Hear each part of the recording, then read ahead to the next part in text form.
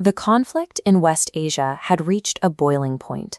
Military assets were mobilizing across the desert, accelerating a regional war that threatened to pull in surrounding nations. The immediate casualty was geography. The Strait of Hormuz was completely shut down. Look at the shipping data. Nearly a third of seaborne oil relies on this passage. With the strait closed, essential global energy routes hit a dead end. The blockade acted like a tourniquet. Global supply chains immediately began to starve. International markets panicked, and energy prices spiked as crude oil was trapped at the source. A diplomatic resolution appeared impossible. Washington and Tehran had spent decades entrenched in deep historical hostility, fighting proxy wars and preparing for direct combat. The intersection of immense global economic damage and generational enmity created a geopolitical deadlock. Neither side had an obvious way out. But as the blockade dragged on, the pressure began to crush both nations from the inside. The U.S. faced skyrocketing inflation and an angry electorate, while Iran's already strained economy faced total collapse. What began as a regional military maneuver escalated into a direct threat to the survival of both governments.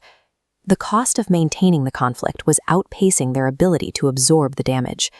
This was macroeconomic attrition.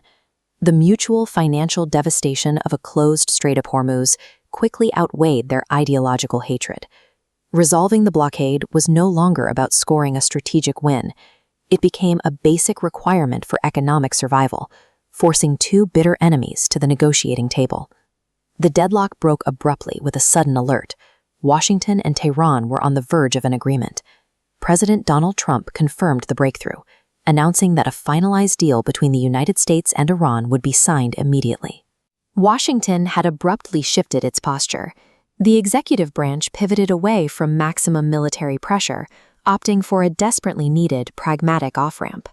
In Tehran, the leadership made a similar calculation. They required an immediate end to the conflict to lift the economic siege suffocating their capital. To make the deal work, negotiators had to bypass decades of entrenched grievances. They stripped away the historical baggage and focused solely on resolving the immediate, bleeding crisis. Extreme pragmatism temporarily overrode ideology. The result was a rare diplomatic anomaly, built entirely on mutual necessity. The agreement itself relies on a very specific mechanical function. The entire treaty is explicitly conditional upon the physical reopening of the Strait of Hormuz. The text dictates a strict chronological sequence. The document must be signed by both parties first, and the waterway unlocks the moment the ink is dry. This chart shows the conditional logic of the accord. It is a strict quid pro quo framework. The physical unblocking of the strait serves as the collateral that guarantees the peace deal. By securing this tangible, immediate concession, both administrations could present the highly controversial agreement as politically acceptable to their respective hardliners back home. The result is a binding legal framework where the resumption of trade is the requirement for the peace to hold. Following the signature, the physical reopening of the Strait of Hormuz announced immediately. Massive cargo ships began surging through the channel.